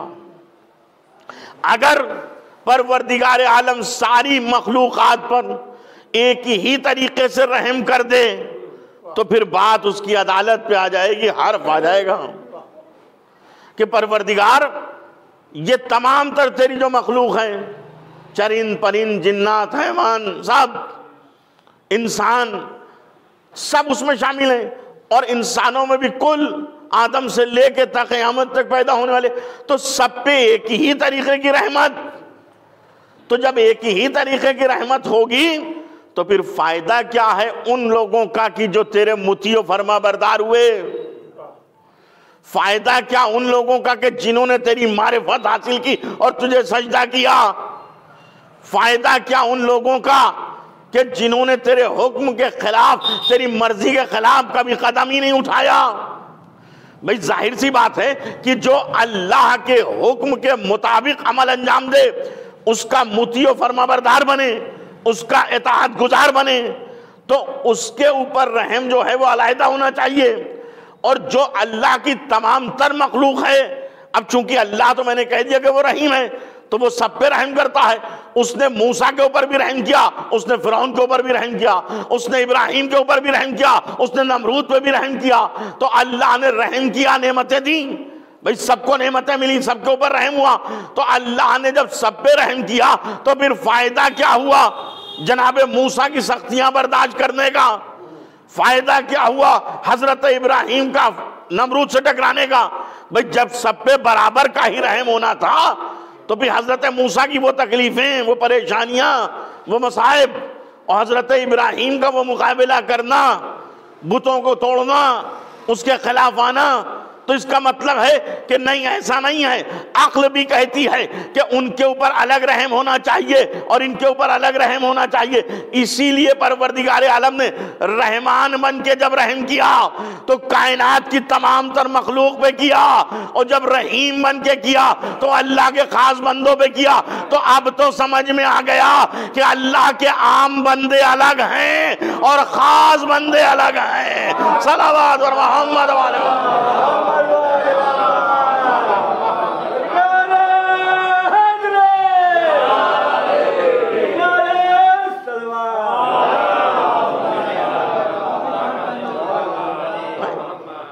भाई अल्लाह के आम बंदे जो हैं वो अलग हैं, लेकिन जो खास बंदे वो अलग है। खास क्यों हैं? खास हैं अपनी वजह से अरबाब अदा, क्योंकि उन्होंने जो मारिफत हासिल की, उन्होंने जो इताअत की, उन्होंने जो पैरवी की, उन्होंने जो अल्लाह के सामने सर झुकाया, उन्होंने जो सजदा किया, उसकी वजह से वो खास है। इसलिए नहीं कि उनका कोई अल्लाह से रिश्ता था माज़अल्लाह, इसलिए अल्लाह ने उनको खास किया, इस वजह से नहीं खास किया, बल्कि चूंकि वो मारिफत की मंजिल में, इताअत की मंजिल में, इबादत की मंजिल में हर जगह अरबाब अदा तमाम बंदों से अफजल थे।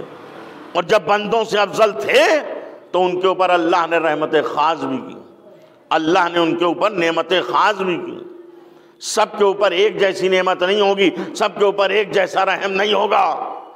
उनके ऊपर जो रहम होगा वो रहमत खास होगी, इनके ऊपर जो नेमतें नाजिल होंगी वो नेमतें खास होगी।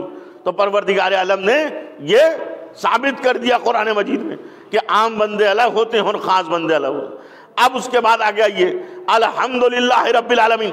इस बिस्मिल्लाहिर रहमानिर रहीम के बाद अगर कोई आयत हो सकती थी तो वो सिर्फ यही आयत थी, इसलिए कि इस आयत में परवरदिगार आलम क्या इरशाद फरमा रहा है, तर्जुमा आप मुझसे बेहतर जाने। तमाम तर तारीफें सदावार हैं उस अल्लाह के लिए जो आलमीन का पालने वाला है। सलावत और मोहम्मद वाले।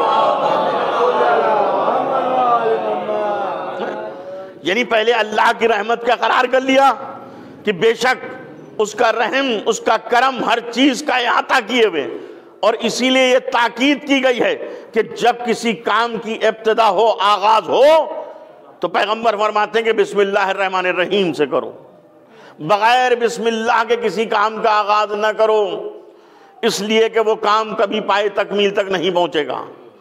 तो इसलिए क्योंकि अल्लाह का रहम उसमें शामिल हाल होता है। अब बात आई अल्हम्दुलिल्लाह रब्बिल आलमीन की।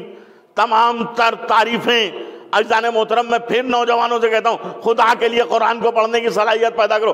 अल्हम्दु, तमाम तारीफें हर तरह की हम्द सना उस अल्लाह के लिए है कि जो आलमीन का पालने वाला।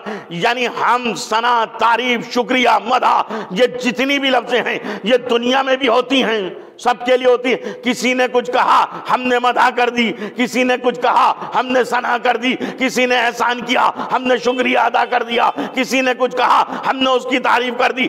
बेशक यही इखलाकी फरीजा है और ये कुरान तरीका सिखा रहा है कि अगर तुम्हारे साथ कोई एहसान कर दे, अगर तुम्हारे साथ कोई इनाम कर दे, तो अब तुम्हारा यह फरीजा है कि तुम उसका शुक्रिया अदा करो। मगर उसके साथ परवरदिगार आलम ये भी बता रहा है कि देखो उसके शुक्रगुजार बनना, सना करना, तारीफ करना, मदह करना, सब कुछ करना, मगर ये याद रखना हर हम्द से पहले उस अल्लाह की मदह करना, हर शुक्र से पहले उस अल्लाह का शुक्र करना, हर नेमत से पहले उस अल्लाह का शुक्र अदा करना। इसलिए कि ये तमाम चीजें जो तुम कर रहे हो, इनके लिए अगर किसी ने हालात साजगार किए हैं तो वो अल्लाह है। सलावत और मोहम्मद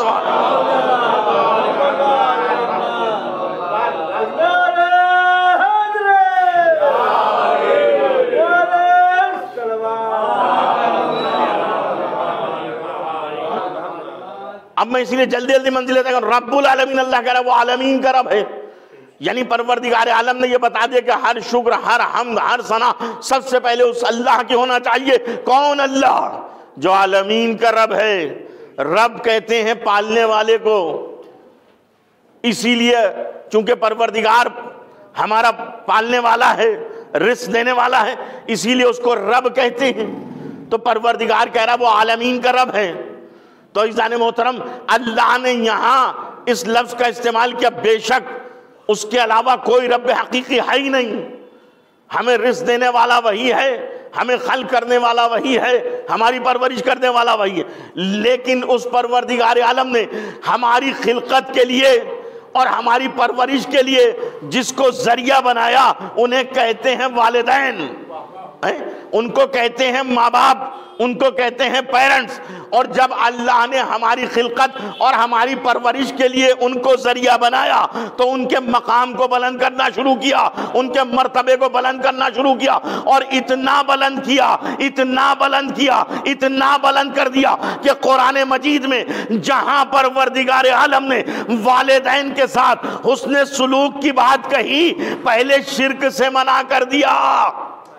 अब मैं पूरे जितने भी मुसलमान हैं, सारी दुनिया के मुसलमानों को चैलेंज है, कुरान उठा के देखो, अल्लाह ने जहां वालिदैन की इताअत का हुक्म दिया है, 99 मकामात ऐसे हैं जहां परवरदिगार आलम शिर्क से मना कर रहा है।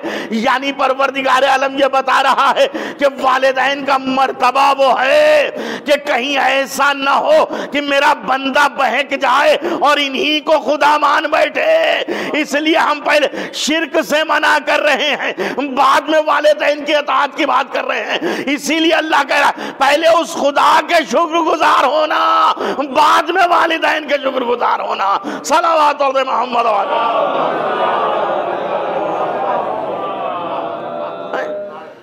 इसलिए कि वो परवरदिगार रब्बुल आलमीन, तुम्हारे माँ बाप, तुम्हारे वालिदैन तुम्हारी परवरिश का जरिया है, लेकिन परवरदिगार वो तो कुल कायनात में तमाम तर मखलूक जितनी भी है, वो कह रहा आलमीन का परवरदिगार है। तो पहले ये तो तय कर लो कि आलमीन की हदें हैं कहाँ। जहां जहां तक उसकी हदें हैं और वहां वहां तक जहां जहां मखलूक है, उन सब का पालने वाला वो परवरदिगार है। वो खुदा के जो वादहुल शरीक है, वो खुदा के जिसके मिस्ल कोई नहीं है, उसके जैसा कोई नहीं है। तो अल्लाह ने अपनी वहदानियत और अपनी तौहीद को पेश करते हुए ये इरशाद फरमाया कि वो रब्बुल आलमीन। लेकिन वहीं एक मैसेज दिया कि देखो, हमने तुम्हारी परवरिश के लिए, हमने तुम्हारी खिलकत के लिए जिनको मोहतरम बनाया है वो हैं तुम्हारे माँ बाप, वालिदैन, और उन्हीं के मर्तबे को हमने इतना बुलंद किया है, उन्हीं के मकाम को हमने इतना बुलंद, या अल्लाह की ही तरफ से तो रुतबा मिला है। क्या हमने और आपने या दुनिया के किसी बड़े इदारे ने माँ बाप को ये अवार्ड दे दिया है या उनको ये दर्जा दे दिया है कि माँ बाप का मर्तबा इतना बुलंद है? का नहीं, उस परवरदिगार आलम ने ये मर्तबा दिया है। वही कह रहा है कुरान में कि वला तकुल्लहुमा उफ़्फ़िन, अपने माँ बाप से उफ तक न कहो। वही परवरदिगार कह रहा है कुरान मजीद में कि माँ बाप के सामने जाओ तो तुम्हारे बाजू झुके होना चाहिए। वही परवरदिगार कुरान में कह रहा है माँ बाप के लिए रब्बिरहमुमा कमा रब्बयानी सगीरा। देखो, उनके लिए दुआ करो कि परवरदिगार इनके ऊपर वैसे ही रहमत नाजिल कर जैसे बचपने में इन्होंने रहम किया था। तो ये सब कुछ कौन बता रहा है? कब परवरदिगार बता रहा है। तो इसका मतलब ये हुआ कि खुदा ने उनके मर्तबे को बुलंद किया। क्यों? का इसलिए कि वो तुम्हारी परवरिश का जरिया हैं। बस एक बात अर्ज कर दूं और यहीं से मैं मसाइब की तरफ जाऊंगा कि देखिए, बेशक हर माँ बाप अपनी औलाद की परवरिश का जरिया है, दूसरे का नहीं। दूसरे के कफील हैं, जिम्मेदार बन सकते हैं, लेकिन अल्लाह ने जो मौका दिया है उनको जो साहिब औलाद बनाया है तो वो उनकी औलाद के लिए है। भाई हर आदमी, हर माँ बाप जो साहिब औलाद है वो अपनी औलाद की परवरिश के जिम्मेदार हैं।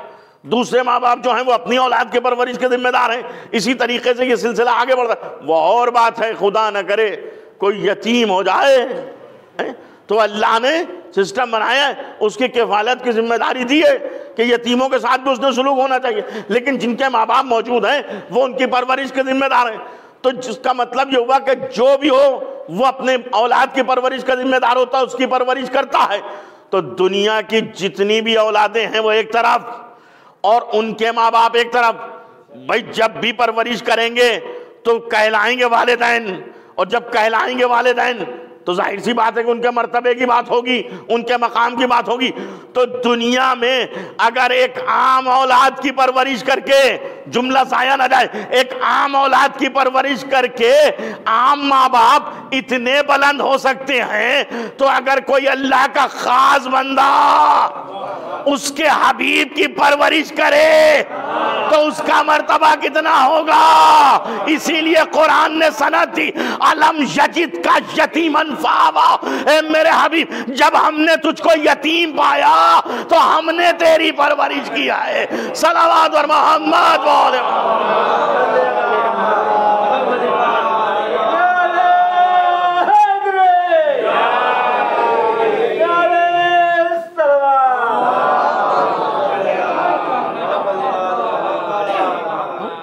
दुनिया के माँ बाप अपनी औलाद की परवरिश कर रहे हैं, वो मोहतरम जाहिर सी बात है कि अल्लाह ने मर्तबा दिया, कोई हमें इश्काल नहीं, कोई सवाल नहीं, इसलिए कि परवरदिगार आलम ने यह निज़ाम बनाया है। तो दुनिया के माँ बाप अपनी औलादों की परवरिश करके मोहतरम है, मगर सलाम अबू तालिब की जात को कि जिसने नबी की परवरिश की। अल्लाह अकबर। अब हम क्या कहें अरबाब अज़त दुनिया के मुसलमानों को। मैं तो कहता हूं वो मुसलमान नहीं जो हजरत अबू तालिब के ईमान पर शक करता है, इसलिए कि अबू तालिब की जात वो जात है कि जिसके अमल को अल्लाह अपना अमल कहता है। यानी परवरिश कर रहे हैं अबू तालिब, अल्लाह कहता हमने पाला। सलावत और मोहम्मद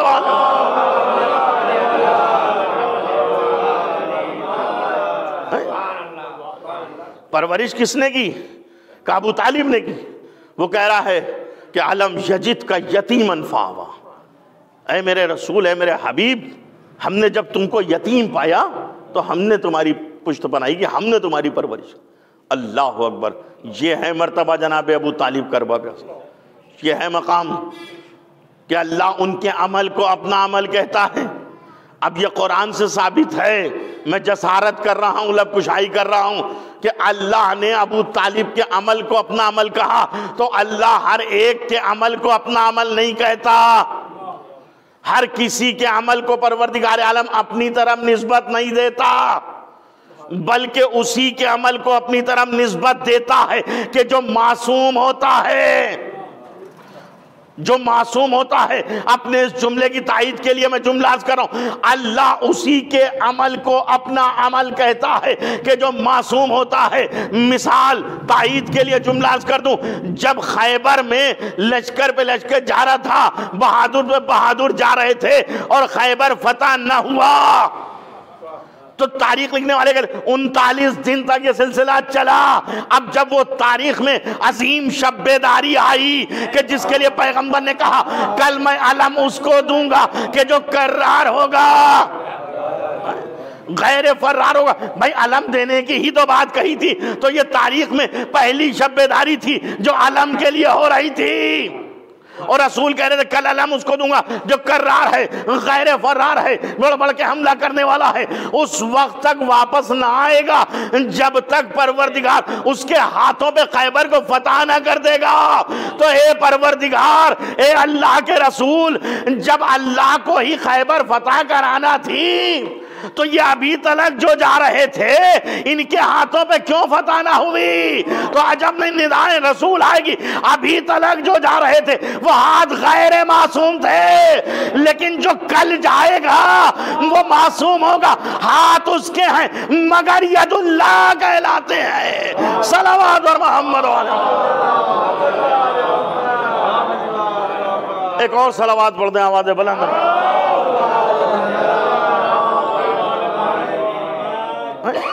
तो इसका मतलब अल्लाह हर एक के अमल को अपना अमल नहीं कहता, मासूम के अमल को कहता है। और अबू तालिब ने परवरिश की रसूल की अरबा, और इसीलिए कुरान मजीद में परवरदिगार आलम ने पैगंबर को मुखातिब होकर कहा था कि रब्बिरहमहुमा कमा रब्बयानी सगीरा, उन दोनों पर वैसे ही रहमत नाजिल कर जैसा रहम उन्होंने हमारे ऊपर किया, बचपने में किया। ये तमाम तर जितनी भी औलादें हैं जो सुबह क़यामत तक पैदा होंगी उनके लिए एक पैगाम है, मगर अल्लाह ने मुखातिब किसको किया? रसूल को। रसूल से क्या कहा जा रहा है? उनके लिए दुआ करो कि जैसा रहम उन्होंने हमारे ऊपर बचपन में किया परवरदिगार वही रहम कर। तो अब ये पैगंबर किसके लिए कह रहे हैं? इसलिए कि रवायतें तो ये कह रही कि अब जनाब अब्दुल्ला का इंतकाल हो गया, अभी पैगंबर पैदा ही नहीं हुए थे, यानी पैगंबर इस दुनिया में आने वाले थे और जनाब अब्दुल्ला का इंतकाल हो गया। उसके बाद जब पैदा हो गए तो जनाब आमिना का इंतकाल हो गया। तो अच्छा ठीक है, अरे जब अब्दुल्ला का इंतकाल हो गया और रसूल पैदा ही नहीं हुए तो फिर वहां बचपने का ताल्लुक क्या है कि उन्होंने उनके ऊपर रहम किया। अच्छा जनाब आमिना ने कुछ दिन कुछ माह की बात है, उसके बाद वो भी रहलत फरमा गई, तो भी पैगंबर के ऊपर रहम किसने किया, पैगंबर के ऊपर करम किसने किया? का यही जात थी जिसका नाम अबू तालिब है और फातिमा बिनते असद, जिन्होंने पैगंबर की परवरिश की। यही वजह थी अरबाब अज़ा कि जनाब फातिमा बिनते असद को पैगंबर अपनी मां कहते थे। और ये दुनिया में बता दिया गया आने वाली नस्लों को कि दुनिया में सिर्फ माँ बाप का मर्तबा उन्हीं का बुलंद नहीं होता जो हकीकी वालिदैन होते हैं। हकीकी वालिदैन यानी जिसके नुत्फे से बच्चा पैदा होता है वो तो हकीकी वालिदैन हो गए, लेकिन कुछ मजाजी वालिदैन भी होते हैं जो बच्चे को एडॉप्ट करते हैं, जो बच्चे को गोद लेते हैं। तो जो बच्चे को गोद लेते हैं उसके हकीकी वालिदैन नहीं है, मगर इस्लाम कहता है कि माँ बाप का मर्तबा उसने इतना बुलंद कर दिया कि उनके लिए भी दुआ करो। सलावत मोहम्मद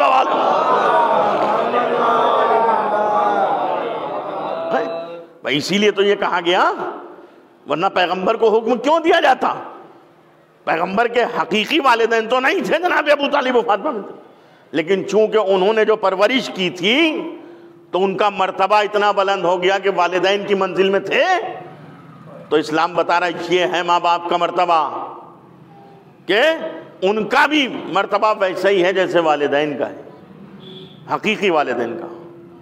तो ये परवरदिगार आलम ने शरफ बख्शा है रब, ये माँ बाप को रुतबा दिया है परवरदिगार कि अगर तुम एडॉप्ट भी हो, तुम गोद ली हुई औलाद भी हो, मगर माँ बाप के मर्तबे को समझो, माँ बाप के मकाम को समझो, उनके रुतबे को पहचानो, उनके मकाम को पहचानो कि परवरदिगार आलम शिर्क से मना करने के बाद उनकी इताअत का हुक्म दे रहा है, उनके साथ उसने सलूक करने की बात कर रहा है, उनके साथ रहम व करम की बात कर रहा है। यहाँ तक के अब मैं जो रवायत पेश कर रहा हूँ ये इसके बाद खत्म मजलिस, छठे इमाम जाफर सादिक अलैहिस्सलाम इरशाद फरमाते हैं कि अगर तुम्हारे वालिदैन, अल्लामा दस्तगैब शिराज़ी लिखते हैं गुनाह कबीरा, अगर तुम्हारे वालिदैन, इमाम फरमा रहे, या उनमें से कोई एक माज़अल्लाह काफिर हो जाए, खुदा ना करे, माँ बाप वालिदैन या उनमें से कोई एक माँ या बाप अगर काफिर हो जाए तो तुम्हें कोई हक नहीं है कि तुम उनके साथ बदसलूकी करो। ये है इस्लाम का पैगाम, ये है इस्लाम का मैसेज माँ बाप की रिस्पेक्ट के लिए। अरबाब अज़ा क्यों? इसलिए कि परवरदिगार आलम ने उनको मोहतरम बनाया। बस अब मैं ये जुमला कहे बगैर रह नहीं सकता, हो जाए तकरार। अरबाब अज़ा जिसे अल्लाह ने हमारी परवरिश और हमारी खिलकत के लिए जरिया बनाया तो उसे इतना मोहतरम बना दिया कि वो कहता कि अगर माज़अल्लाह ये काफिर हो जाए तो तुम्हें हक नहीं पहुंचता। तो जो सारी कायनात की खिलकत का जरिया बन के आए, हर शबे जुमा हदीस किस्सा में हम यही कह रहे हैं, अल्लाह कहता है कि वो कहता मैंने नहीं बनाई ये जमीन, मैंने नहीं बनाया ये आसमान, मैंने नहीं बनाया ये चांदो सूरज, मैंने नहीं बनाया ये सितारे, अगर मोहम्मद वाले मोहम्मद को ना बनाया तो इसका मतलब ये हुआ कि मोहम्मद वाले मोहम्मद के सदक़े में ये खल्क़ हुआ, ये कायनात जो बनी उनके सदक़े में बनी। तो जो माँ बाप हमारी खिलकत का जरिया है वो तो इतने मोहतरम हैं, और जिनके सदक़े में ये कायनात बनी हो वो कितने मोहतरम हैं। रब वो कितने वाजिबुल इताअत हैं, उनकी फरमाबरदारी, उनकी पैरवी। तो उनकी पैरवी करने वालों ने बता दिया कि दुनिया में सबसे अजीम रिश्ता माँ बाप का होता है, वालिदैन का होता है। औलाद के लिए इससे बढ़ के कोई मोहब्बत का रिश्ता नहीं होता। लेकिन जब बात इनकी आ जाती है कि जिन्हें अल्लाह ने मोहतरम बनाया है, तो माँ बाप की मोहब्बत भी इन्हीं पे कुर्बान होती हुई नजर आती है। और यही वजह थी कि करबला में अरबाब अज़ा जो गोद के पाले कुर्बान हो रहे थे, वो हुसैन की मोहब्बत पे हो रहे थे। अल्लाह, वो हुसैन की मोहब्बत पे हो रहे थे। आप सोचिए कि मैंने तो कहा बार बार कुरान में कह रहा हूं कि वालिदैन का हुक्म आया, वालिदैन का हुक्म, लेकिन कुछ मंजिलें ऐसी हैं जहां पे माँ के दर्जे को अल्लाह ने कुछ कुछ बुलंद किया है अरबाब अज़ा। और क्यों बुलंद किया, उसकी भी वजह थी कि माँ ने जो अपने शिकम में बच्चे को रखा है उसका हक नहीं अदा हो सकता। तो माँ बाप जो मोहब्बत करते हैं अपनी औलाद से, उसकी कोई मिसाल है ही नहीं, उसकी कोई बराबरी है नहीं। एक माँ एक बाप अपने लाल के बदन पे एक खराश को बर्दाश्त नहीं कर सकता, ये तय। लेकिन हमारी जाने कुर्बान करबला के उन माओं पर अरबाब अज़ा हैं, करबला के उन वालिदैन पर कि जिन्होंने हुसैन की मोहब्बत पे अपनी मोहब्बत को कुर्बान कर दिया। जो माँ बाप अपनी औलाद के बदन पे खराश बर्दाश्त ना कर सके, वो वालिदैन करबला में तमन्ना कर रहे थे और रोजे आशूर अपने बच्चों को संवार रहे थे कि कल आशूर का दिन है, हुसैन पे बहुत कयामत का वक्त है, अपनी जाने हुसैन पे कुर्बान कर दो। अल्लाह अकबर, अपनी जाने हुसैन पे कुर्बान कर दो। अरबाब अज़ा, मैंने कल एक शायद मजलिस में कहीं पे कहा था मस्जिद में कि मुस्लिम इब्ने औसजा 85 बरस के थे, 85 बरस का बूढ़ा, और हुसैन की फिक्र में जब जख्मों से चूर होकर जमीने करबला पे आया तो कह रहा है कि देखो हबीब, जिंदगी ने मेरे साथ वफा नहीं की, मगर जब तक तुम्हारे जिस्म में जान है, खून का एक एक कतरा बाकी है, फरजंद ज़हरा पे आंच ना आने देना। हुर अपने बेटे के साथ करबला में आया, सबको मालूम है शब आशूर की रवायत, मोतबर रवायतों में उलमा पढ़ते हैं, मैंने भी यही पढ़ा कि हुर आया अपने भाई के साथ, औलाद के साथ, गुलाम के साथ, और इमाम के कदमों पे गिर गया। कब मौला, क्या मेरी खताएं माफ हो सकती हैं? सारी रवायतें आपके सामने, बस एक रवायत। अजीज़ान मोहतरम साहिब मालूम सिब्तैन लिखते हैं, जब जंग का बाजार गर्म हुआ और वो वक्त आया कि अब जानिसार अपनी जानें कुर्बान करने जा रहे हैं, और सबसे पहले अपने बेटे का हाथ पकड़ के इमाम की खिदमत में आया।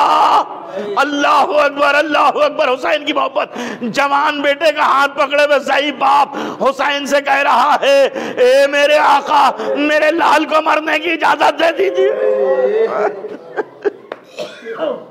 असादारो इमाम से इजाजत ली, हुर का बेटा मैदान में गया, और जब मैदान में गया और जब जख्मों से चूर हो गया, अपने बाबा को आवाज दी। यही तो मकातिल में लिखा हुआ है, हुर चाहता था कि अपने लाल के सराहने पहुंचे, लेकिन उसकी समझ में नहीं आ रहा था, इसलिए कि जवान बेटे का मामला था।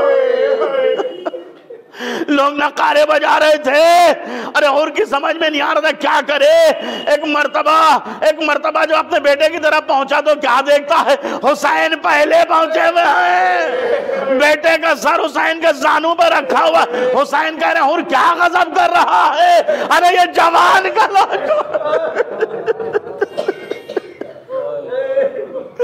अजरुकुम अल्लाह, खुदा आपको किसी गम में ना रुलाए। हुर को तो मना कर दिया आका कि ये जवान का मामला है, मगर अभी इसी करबला में बात वो मंजिल आने वाली है कि जब अली अकबर का जनाजा होगा कोई उठाने वाला नहीं होगा। हुसैन गिर रहे हैं, पढ़ रहे हैं, उठते हैं, गिर जाते हैं। साहिब मालूम से लिखते हैं, बस मैंने आपकी ज़हमत को तमाम कर दिया। हाँ जाने मोहतरम, ये करबला में उनकी मोहब्बत थी कि जिन्होंने ये बताया कि परवरदिगार आलम ने इनको कितना मोहतरम बनाया, कि जिनकी वजह से माँ बाप की मोहब्बत भी इनकी मोहब्बत पे कुर्बान हो गई। बस ख़त्म कर रहा हूँ मजलिस। आज़ादारों ज़रा सोचिए कि हुसैन की मोहब्बत पे इन वालिदैन की मोहब्बत कुर्बान हो गई। करबला के उन वालिदैन को लाखों सलाम कि जिन्होंने अपने जवानों को, अपने बच्चों को अरे फातिमा के लाल पे कुर्बान कर दिया। अब जरा उस माँ के दिल से पूछो, अरे जिसने चक्कियां चला चला के हुसैन को पाला था, उस माँ के दिल पे क्या गुजरी होगी जब उसका लाल करबला में जाने मोहतरम इस आलम में था कि शिम्र का खंजर चल रहा है और खंजर भी उस जालिम ने कुंद किया हुआ है ताकि हुसैन का गला आहिस्ता कट जाए। माँ कैसे तड़प रही होगी, उस माँ का क्या आलम हुआ होगा जिसका लाल कभी उससे जुदा ना हुआ। करबला में फातिमा हुसैन से पहले मौजूद थी। रवायतें आपके सामने, बस 2 मुहर्रम को जब ये काफिला पहुंचा था सरजमीन करबला पे, तो जब खैमे इस्तादा हुए थे, जनाब ज़ैनब ने जब खैमे में कदम रखा, किसी बीवी के रोने की आवाज शहजादी के कानों से टकराई। एक मर्तबा शहजादी कहती मेरे माँ जाए, हुसैन को बुलाया जाए। हुसैन आए, का बहन ज़ैनब अभी तो कदम रखा है ज़मीन करबला पे, ये इस्तिराब क्यों है, ये बेचैनी क्यों है, ये कर्ब क्यों? का भैया मैंने जैसे ही खैमे में कदम रखा किसी बीबी के रोने की आवाज मेरे कानों से टकराई। ए भैया ये अलामत सही नहीं मालूम देती। इमाम ने सर झुकाया, ए बहन ज़ैनब, अरे अम्मा फातिमा की आवाज को नहीं वो फातिमा जो करबला में हुसैन से पहले मौजूद है। अज़ीज़ान मोहतरम, कैसे मुमकिन था कि हुसैन का गला कट रहा हो और वो माँ मौजूद ना हो। अरे हुसैन ने सबको जुदा कर दिया। ये इम्तिहान की मंजिलें कोई करीब ना आए, मगर जब शिम्र का खंजर चला, अरे जनाबे फातिमा ये फरियाद कर रही थी, ए शिम्र मेरा बच्चा बेगुनाह है, बड़ी मशक्कतों से पाला है, मेरे लाल को पे जुर्म खता इस तरीके से ज़बान कर। हुसैन कह रहे थे अम्मा, अरे अपने रुखसारों को हुसैन के गले से हटा लो, नाना से किया हुआ वादा निभाने का वक्त है। ए अम्मा, हुसैन के इम्तिहान की मंजिल, इम्तिहान की मंजिल।